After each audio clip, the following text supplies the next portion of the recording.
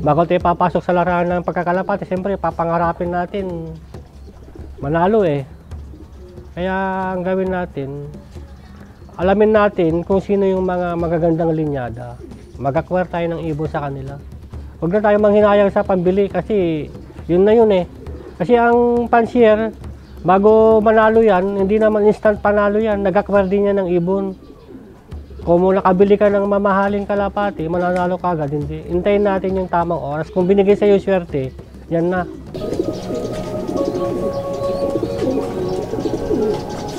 Ako nga pala si Noel Ramos, taga Hirona, Tarlac. Nag-start akong mag-alaga ng kalapati, pangkarera, 2012. Pero mula since bata pa ako, mahilig ko talaga yung kalapati.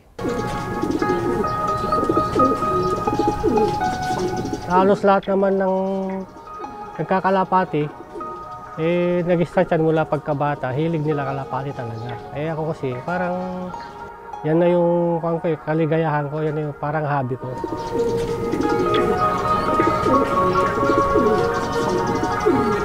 Nag-start akong maglaro 2012. Ang mga linyada na gamit ko noon, pulot-pulot line sa tabi-tabi. Pero nakapag-acquire ako ng Taiwan sa mga kaibigan. Yun ang una kong kinarera. Siyempre, noong panahon na yun, hindi tayo sa pagkukondisyon. Kumbaga, ang ibon basta't lumilipad, rumorong na maayos, sige lang. Ang supplement naman, mga lang kung ano yung naririnig natin, yun ang sinusubukan natin. Kahit papano, nakapag-finisher tayo ng apari. Sumunod na karera, 2013 South. Yun, nakabingwit tayo ng 8 overall champion sa TCRPC. Research ko muna. Sa panrace naman, nananalo tayo pa isa-isa. Ay, siyempre sa panrace ako kasi, hindi ako mahilig mag-keep ng mga reward ng ibon pag sa mga panrace lang. Ang talagang gustong-gusto ko sa mga derby. Kaya tuloy-tuloy lang yung laro natin. Twice a year, naglalaro tayo. Winter, tsaka summer.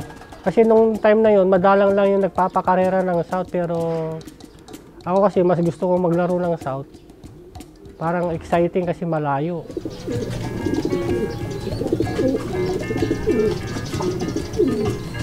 May ibon ako na champion siya ng Norte. Si Maximus. Champion siya ng GTPFC. Tsaka 5th overall siya ng MTCRPC. Ang MTCRPC kasi, kalaban natin yan buong Pampanga, Tarlac. Kaya sinuwerte, 5th overall pa rin. Pinangalanan ko yung si Maximo. Ang line nito is Jostone, tsaka Olden, kasi Olden ko nga, Taiwan. 5th overall siya ng MTRPC, North Race, Derby. Tsaka first overall siya ng GTPFC, North Race din, Apari Clacker. Pero may kapatid dito, nawala sa pagudpud pero nakapag-point siya ng GTPFC 8 overall. Nawala siya sa pagudpud. Although ito kasi cut off siya ng pagudpud pero umuwi siya ng Martes. Sinakay ko ng Friday. Nag-clock siya, hard race siya nun. Ewan ko kung ilan lang kami nag-clock nun. Kaya nakuha natin yung first overall sa GTPFC, 5th overall sa MTRPC. Binawal ako ng doktor na magkalapati talaga kasi allergy kasi ako sa alikabok. Nagme-maintenance ako ng anti-allergy. Pag tinigil ko, sisipunin na ako eh. Continuous. Sabi nga ng doktor ko, benta mo na lahat ng kalapati mo. Yung pagkakalapati na yan, hanggang mamatay na siguro ko, yan ay libangan ko. Ngayon talaga, nasa edad na tayo, enjoy na natin ang buhay natin, kung saan tayo masaya. Yun na. Kaya ako, sa pagkakalapati ko, dito ako masaya. Siguro hanggang kung siguro magkakalapati siguro ako. Ito pinangalan ko siyang Maximo, second overall ng GTPFC, SDR. Tsaka first overall lang 3 laps. Winner din siya ng knockout. Parang kundi siya, big body dahil stuck na siya. Ang linyada naman nito, Balcoa, cross Cairo tester. Same na galing kay Sir Frankie Silvestre. Ito yung ibon na to, nung kasagsagan ng karera, ito nga, nung sorso ko nga ito nalawin siya, may nabutas yung butsi niya. Napansin ko lang nung umiinom, tumutulo, kaya tinahi ko siya. Iawa naman ng Diyos, nakasurvive siya.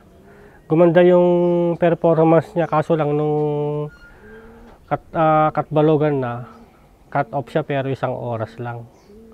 Kaya naging second overall champion na lang siya. Parang nag-iisip bata kasi parang kakalapati. Kalain mong sa edad kong ito, nasa taas ka, minsan lagi kang nakatingala sa taas. Hindi kasi, yung iba kasi, hindi nila alam kung ano yung binibigay sa atin ng pagkakalapati. Saka yung obligasyon kasi, minsan nababawas.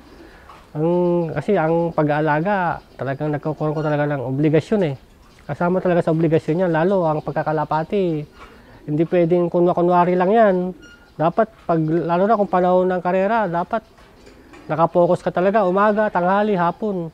Ito naman, Tacloban finisher lang pero 5 points siya. Sa Tacloban lang siya na-cut off. Ang line naman ito is Garuda. Mismong galing din kay Suma. Parang bangkain, pero nung lumaki na siya, kasing katawan na bilugin na yung katawan. Dahil kondisyon na siya. Try kong i-cross dun sa second overall natin ng Tacloban. Baka sakaling mag-produce sila ng mas magandang lipad. Tinatansya ko yung oras ng lipad ng ibon kung gaano siya kalayo. Para yung kayanin ng ibon na makapag-daybird sana. Yung hindi siya, hanggat may nakikita sana siyang araw, lilipad pa rin siya.